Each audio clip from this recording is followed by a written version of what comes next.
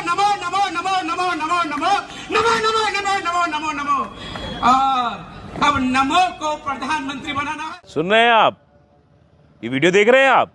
नमो नमो नमो एक सांस पे नरेंद्र मोदी का नाम नमो नमो करते हुए कितनी बार बोला गया।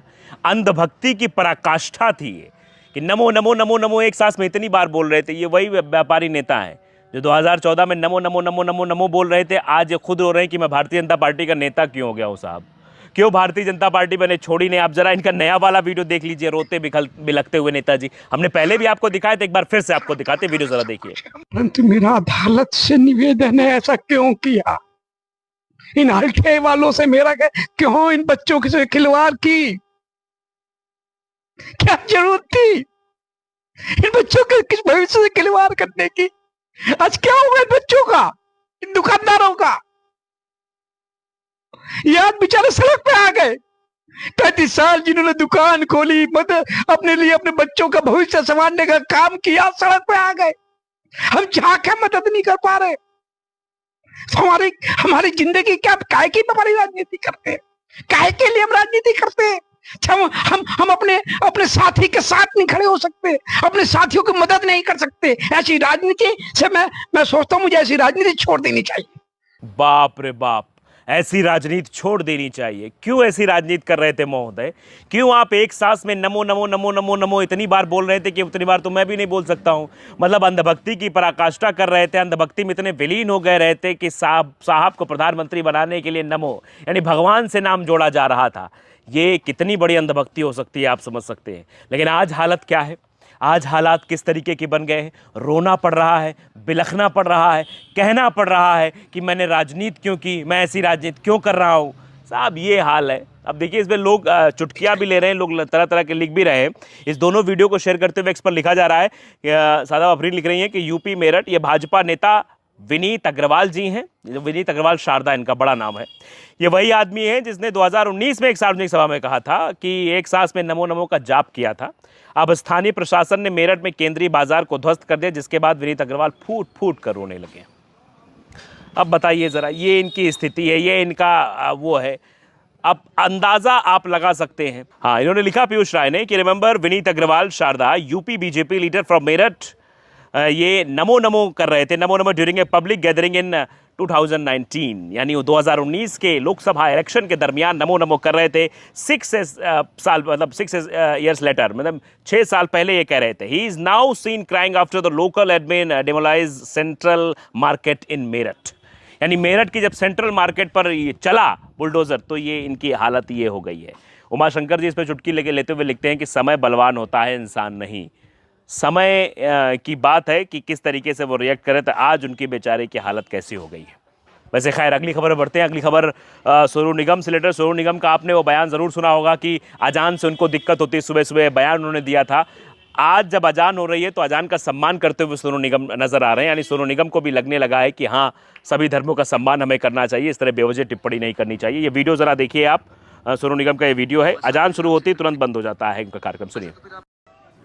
अच्छा, तो फिर आप मुझे 2 मिनट टाइम दीजिए, या अजान होने वाली, 2 मिनट टाइम। एक बार स्टार्ट करेंगे आराम से, फिर रुकेंगे नहीं, है ना? सुन रहे हैं आप? जो है ये वही सोनू निगम है जो अजान से इनके कानों में दिक्कत होती थी।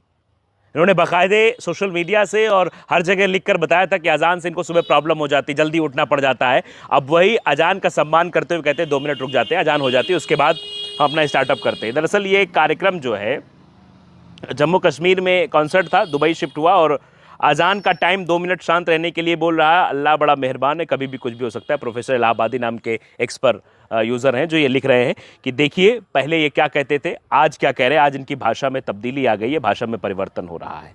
दरअसल कुछ चीज़ें और भी हैं कि जिस तरीके की नस्लीय हमले की घटना ब्रिटेन से निकल कर आई है, जिस तरीके से भारत में भी होता है कि मुसलमान वापस जाओ, देश छोड़ दो, तमाम तरीके की ऐसी बातें होती हैं, वैसा अब ब्रिटेन से खबर निकल कर सामने है। ब्रिटेन में नस्लीय हमले के बाद भारतीय मूल की 20 साल की युवती से दुष्कर्म हुआ था। इसमें इंडिया वापस जाओ के नारे लगे। ये कितनी बड़ी बात है। जब आप इस देश में रहकर दूसरे लोगों को वापस जाओ के नारे लगाएंगे, इस तरीके की बातें करेंगे, तो वैसे ही नैरेटिव दूसरी तरह से फैलेंगे। इससे देश का कितना नुकसान होता है, ये समझने वाली बात है। ये खबर अपने आप में बताने के लिए कि बताइए, ब्रिटेन में कहा जा रहा है इंडिया वापस जाओ। ब्रिटेन से एक दिल दहलाने वाली घटना सामने आई थी। उत्तरी इंग्लैंड में भारतीय मूल की एक 20 साल की लड़की से रेप किया। रेप का आरोपी एक श्वेत है। पुलिस सीसीटीवी फुटेज जारी कर संदिग्ध की तलाश कर रही है। पुलिस इसे नस्लीय हमला मान रही है। दरअसल उसने पीड़िता पर भारत वापस लौटने को लेकर टिप्पणी करते हुए हमला कर दिया था। सिख फेडरेशन यूके ने इस घटना पर चिंता जताई और दोषियों को जल्द पकड़ने की मांग की है। ये इस तरीके की घटनाएं क्यों निकलकर सामने आ रही है, ये भी आप जान सकते हैं। वैसे ईरान से एक और खबर निकलकर सामने आई है। गुजरातियों के लिए वो खबर है कि ईरान में 4 गुजरातियों का अपहरण हुआ है, न्यूड करके पीटा गया है। गुजरात नाम से मोदी जी का गृह राज्य आ जाता है और वहाँ की ये घटना है।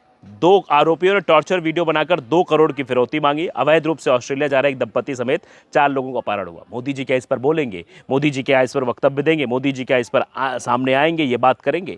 ये भी अपने आप बड़ा सवाल है कि आएंगे नहीं आएंगे। वैसे जो चीज़ें देश में हो रही हैं वो किस दिशा की ओर जा रही हैं, ये समझना बहुत ही दिलचस्प हो गया है। वही गुजरात से एक और खबर निकलकर सामने आई कि गुजरात में वहाँ से जो ट्रेन से लौटे यात्री आ रहे थे, उन्होंने कहा कि हिंदी बोलने पर भगा देते हैं गुजराती। जिस गुजरात मॉडल से 2014 में सरकार बनाई गई, केंद्र की सत्ता पर कब्जा किया गया, वहीं से इस तरीके की घटनाएं कि अगर गुजरात में हिंदी बोला जाता है तो वहाँ से भगा दिया जाता है। पहले ये विवाद महाराष्ट्र में हुआ था, अब ये गुजरात में भी होता नजर आ रहा। आप बताइए ज़रा, बिहार की जनता जब वोट देने जाए तो 2018 में हिंदी भाषियों के साथ हुए दुर्व्यवहार की घटना का ये पेपर कटिंग ज़रूर पढ़ते हुए जाए। जय जय श्री राम, इस तरीके से लोग लिख रहे हैं कि ये जो कटिंग है वो ज़रूर पढ़ते जाएं, किस तरीके से वहाँ हिंदी बोलने पर गुजरातियों का है कि गुजराती बोलो, नहीं हिंदी बोलोगे तो यहाँ से भगा दिए जाओगे। ये तमाम ऐसी घटनाएं निकलकर सामने आई थी। अभी महाराष्ट्र में आपने देखा था किस तरह से मराठी बोलने को लेकर विवाद हुआ था। चलिए अब बात कर लेते हैं कि आखिरकार बिहार में क्या हो रहा है।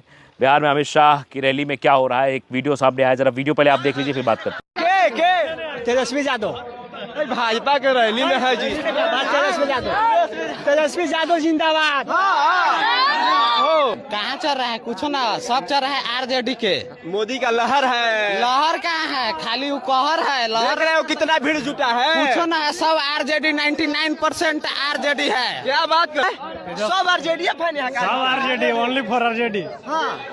मोदी का लहर है, मोदी की रैली है, अमित शाह की रैली। हवा आएगा उड़िया जाएगा, हवा आएगा उड़िया जाएगा। सुन रहे हैं आप, यानी रैली किसकी चल रही है? रैली चल रही है बीजेपी की, अमित शाह की, लेकिन वहाँ पर आरजेडी के लोग आ रहे हैं। वो कह रहे हैं कि हम आरजेडी को वोट देंगे, हम तो रैली में बस ऐसे आ गए। तो भीड़ जो दिखाई जा रही है वो असली भीड़ नहीं। अमित शाह की रैली में क्या हो रहा है? क्या यहाँ मोदी की लहर है?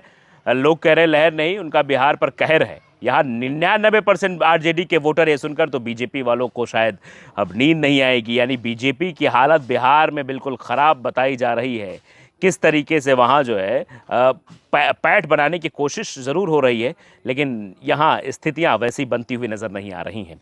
सिद्धार्थनगर से भी खबर निकलकर सामने आई है, मैं बता देता हूँ आपको। आप देखिए अपनी स्क्रीन पर किस तरीके से वहाँ हिंदू युवा वाहिनी के प्रदेश प्रभारी और पूर्व बीजेपी विधायक राघवेंद्र प्रताप सिंह खुद एक मस्जिद निर्माण स्थल पर पहुंचे और स्थानीय प्रशासन से निर्माण रुकवाने का दबाव बनाने लगे। जरा ये वीडियो देखिए।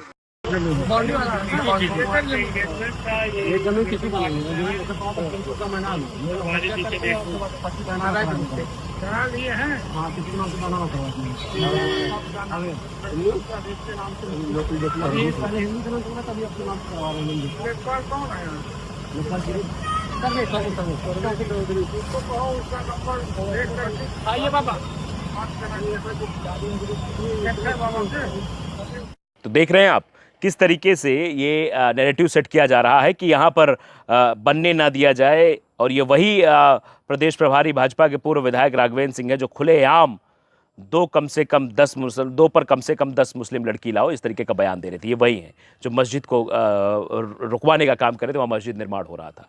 तो ये देश में ये दोहरा चरित्र क्यों अपनाया जा रहा है, क्यों इस नैरेटिव के साथ देखा जा रहा है, ये तमाम तरीके की चीज़ें।